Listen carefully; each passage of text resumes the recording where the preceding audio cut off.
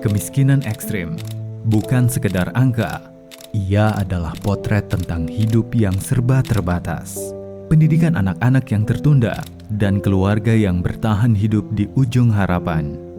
Situasi ini menjadi tantangan nyata di Sulawesi Tengah, provinsi dengan tingkat kemiskinan tertinggi kedua di Pulau Sulawesi.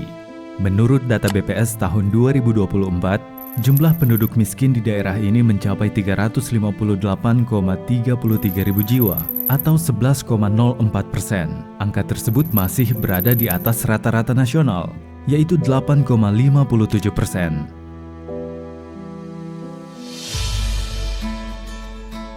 Menyikapi kondisi ini, Dinas Cipta Karya dan Sumber Daya Air Provinsi Sulawesi Tengah yang dipimpin oleh Dr. Andi Ruli Janggola SEMSI meluncurkan inovasi Padungku, padat karya untuk angka kemiskinan ekstrim turun. Padungku bukan sekedar program, tetapi gerakan pemberdayaan masyarakat miskin ekstrim dalam menjaga jaringan irigasi yang merupakan urat nadi pertanian daerah. Saat ini, pemerintah daerah Provinsi Tengah berkomitmen kuat untuk menggemur kemiskinan menjadi di bawah rata-rata nasional. Sehingga setiap kebijakan yang kita ambil harus memberikan manfaat langsung bagi masyarakat. Itulah prinsip dasar yang kami pegang saat merancang inovasi Padungku, atau padat karya untuk angka kemiskinan ekstrim turun.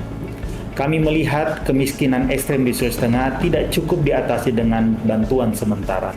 Yang dibutuhkan adalah peluang kerja, rasa memiliki, dan data yang akurat agar setiap intervensi tepat sasaran. Karena itu, Padungku kami rancang bukan hanya sebagai program padat karya, tetapi juga sebagai model kolaborasi masyarakat bekerja, perguruan tinggi memverifikasi, dan pemerintah mengarahkan sumber daya. Sinergi inilah yang membuat langkah kecil di lapangan berdampak besar bagi pembangunan daerah. Harapan kami sederhana, agar Padungku menjadi contoh bahwa program pengentasan kemiskinan bisa dirancang dengan memberdayakan, bukan hanya memberi.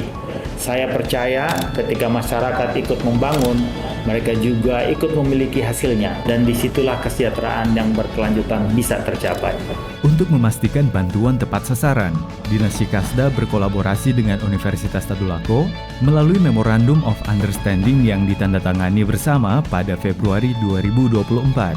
Melalui program KKN tematik, sebanyak 105 mahasiswa diturunkan langsung ke 130 desa di 9 kabupaten yang berada dalam cakupan layanan daerah irigasi kewenangan provinsi.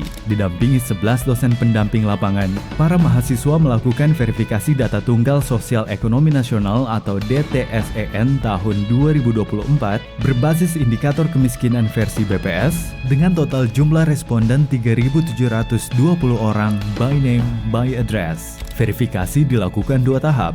Pertama pada bulan Februari 2024, kedua pada bulan September 2024. Berdasarkan hasil verifikasi, ditemukan sejumlah fakta baru. Misalnya pada indikator lantai rumah, sebanyak 42,6% responden telah memiliki lantai keramik atau granit. Kondisi dinding rumah juga menunjukkan hasil yang serupa. Sebanyak 46,2% responden sudah menggunakan tembok, bukan lagi papan kayu atau anyaman bambu. Tak hanya itu, 70,5% responden telah menggunakan listrik pribadi di atas 900 watt. Data ini menunjukkan bahwa sejumlah rumah tangga yang terdaftar dalam data kemiskinan ekstrim tidak lagi memenuhi kriteria BPS. Seluruh proses verifikasi tersebut dilakukan secara digital, transparan, dan terintegrasi melalui aplikasi iPadungku yang dapat diakses secara mobile, dimanapun dan kapanpun disertai dengan bukti foto dokumentasi responden. Dari target 3.720 kepala keluarga di desa-desa wilayah irigasi, 3.691 keluarga berhasil diverifikasi. Sementara 29 keluarga sudah pindah domisili dan sebanyak 137 orang meninggal dunia. Data hasil verifikasi dari 3.691 responden menunjukkan 43,8% data masyarakat miskin tidak sesuai parameter yang dimaksud. Hal ini menjadi dasar bagi intervensi Padungku pada kegiatan padat karya pemeliharaan jaringan irigasi yang dilaksanakan oleh Cikasda Sulteng.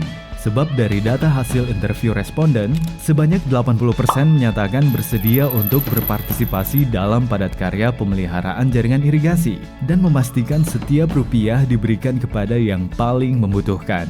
Padungku melibatkan masyarakat miskin ekstrim dalam kegiatan padat karya pemeliharaan jaringan irigasi, yaitu pemerasan rumput, galian endapan, pembersihan saluran irigasi, dan lain-lain.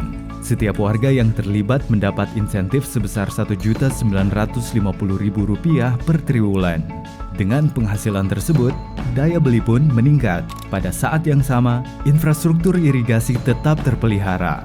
Sejak dimulai pada tahun 2023, program Padungku telah memberdayakan sebanyak 120 keluarga miskin ekstrim yang ikut terlibat langsung dalam memelihara jaringan irigasi, mengubah status mereka dari penerima bantuan pasif menjadi pelaku pembangunan aktif.